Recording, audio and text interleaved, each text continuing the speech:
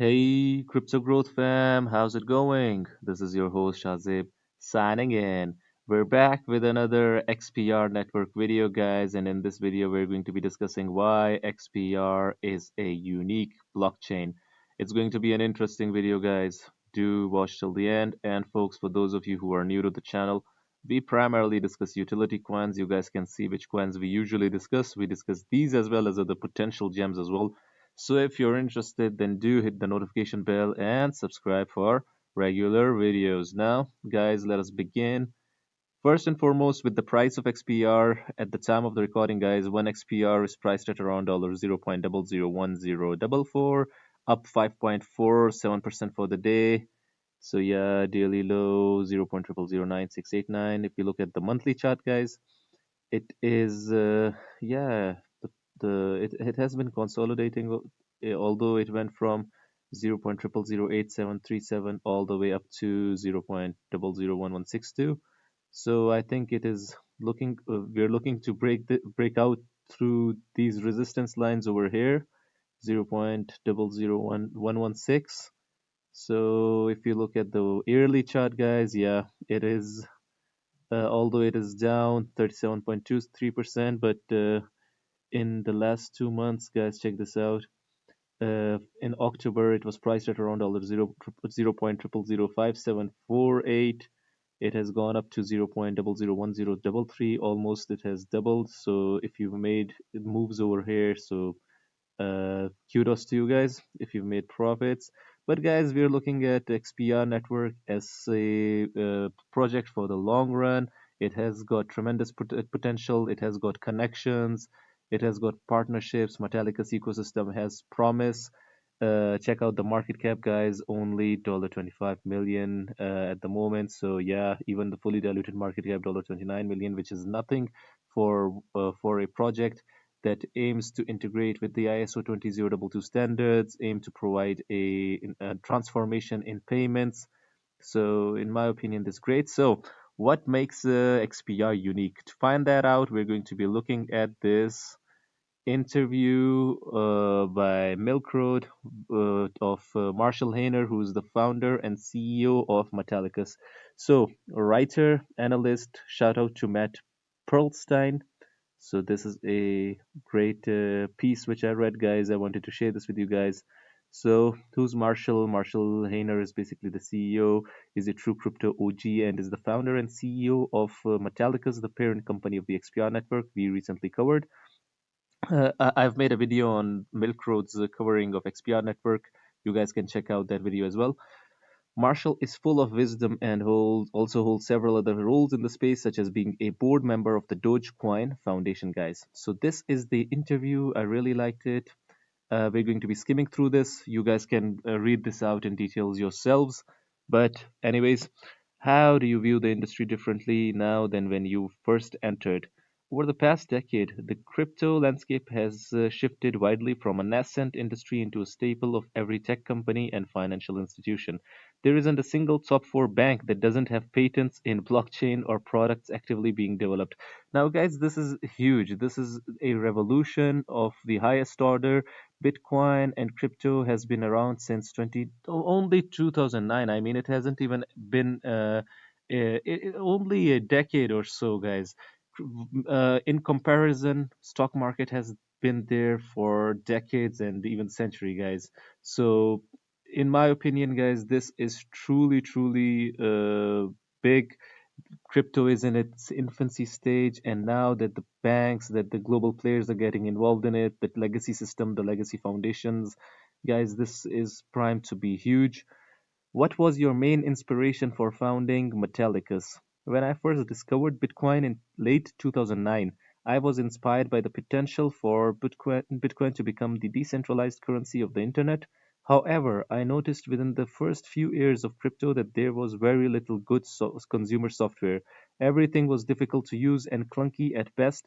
It was hard to find anything that had the combination of security and elegance of design. We've come a long way, guys. What do you guys think?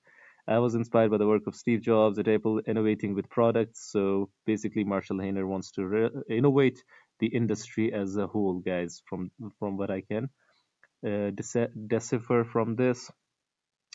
How is XPR network uniquely positioned to compete with other layer ones and the recent emergence of layer twos? XPR network is a unique blockchain. This is where the title comes from, in that it is one of the fastest, most friendly, and easiest to use gas free blockchains in the world.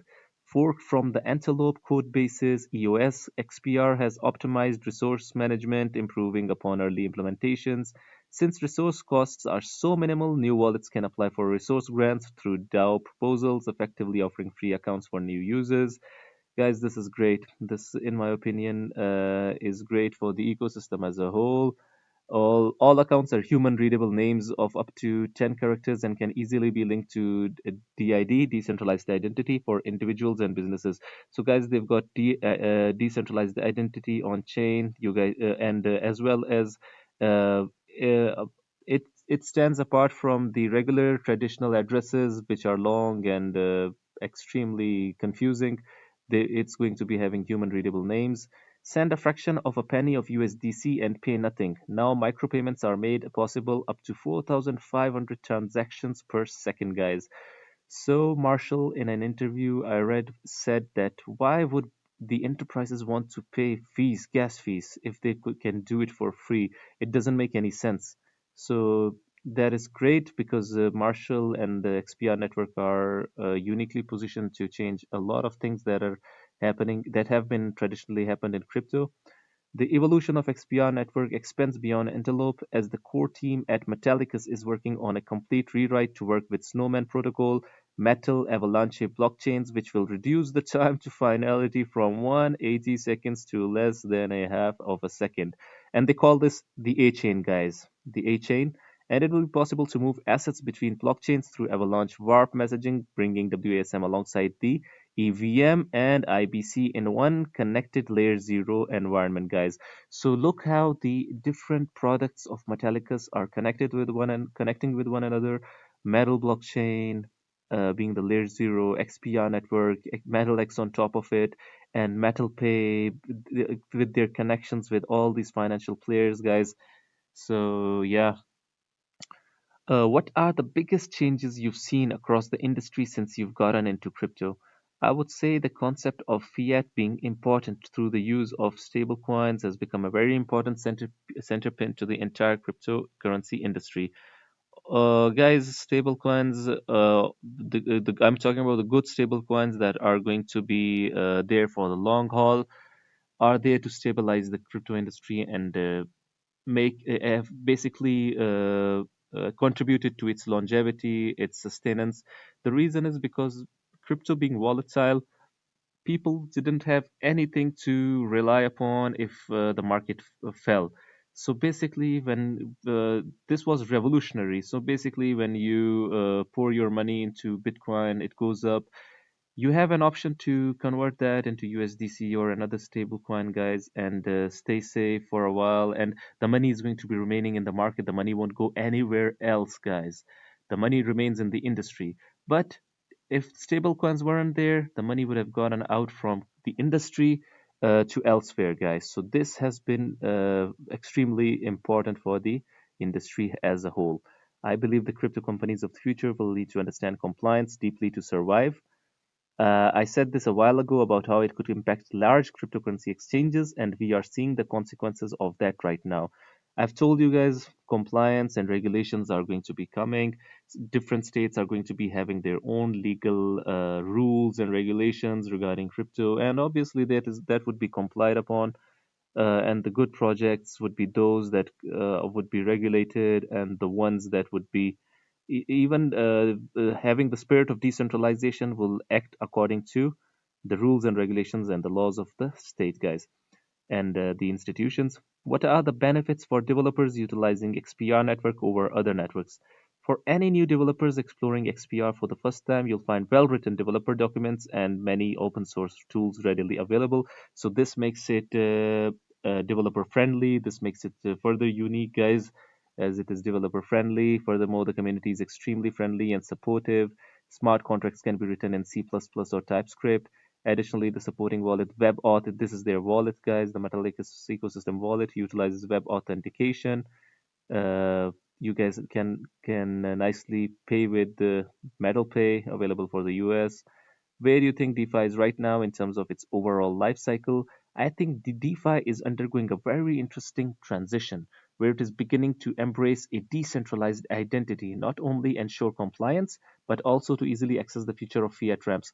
Guys, DeFi is one of the most integral part of the crypto industry, and it needs to remain there steadfast. It needs to remain steadfast, but compliance is going to be coming. Regulations are going to be coming in DeFi space as well, guys. So good DeFi players are going to be surviving with the implosion of non-compliant sex and broken CeFi crypto lending platforms. We are going to see a rise in DeFi systems that mesh with TradeFi and DeFi connecting one another. We've talked about Nexera as well, another project that's connecting DeFi and TradeFi with each other. So yeah, what is your favorite role that you serve in the space outside of Metallicus? How did you settle into this? I've always donated my time where possible outside of Metallicus when it comes to educating in cryptocurrency and blockchain. So Marshall spends its time in education, educating crypto and blockchain. That is great. Recently, I was invited to join the Dogecoin Foundation Board of Directors to help further education and development around Dogecoin. Since joining the foundation, I've had the opportunity to work side by side with the other board members and leaders internally in organizing hackathons and scoping the development for our future roadmap. Lib Dogecoin, Giga Wallet, Radio Doge, Dogebox, such decks, and ambitions to accelerate transaction speed and decentralization, guys. Now, this is an important one, guys. What do you think comes next for regulation in regard to the crypto industry? In terms of regulation for the crypto industry, we are currently undergoing a monumental shift from the old guard, FTX, Binance, to the new guard, Metallicus, Coinbase. So, guys, Marshall Hayner regards this project to a high esteem. Check this out. He's saying that the old guard FTX obviously collapsed. Even he's not considering Binance to be that regulated. He thinks that regulations are here to stay. I fully expect to see the emergence of stablecoins with a stronger focus on DID, decentralized identity, which includes USDC, but also XMD, Metal Dollar, a newer entrant that we recently created in Metallicus. Guys, XMD is their stablecoin. Metallicus ecosystem has a lot of products. So yeah, I expect many others as well, especially from top financial institutions. The creation and implementation of obviously CBDCs are here. Obviously, CBDCs are a thing that is, I think now, it's only a matter of how it's going to be implemented. So, what else?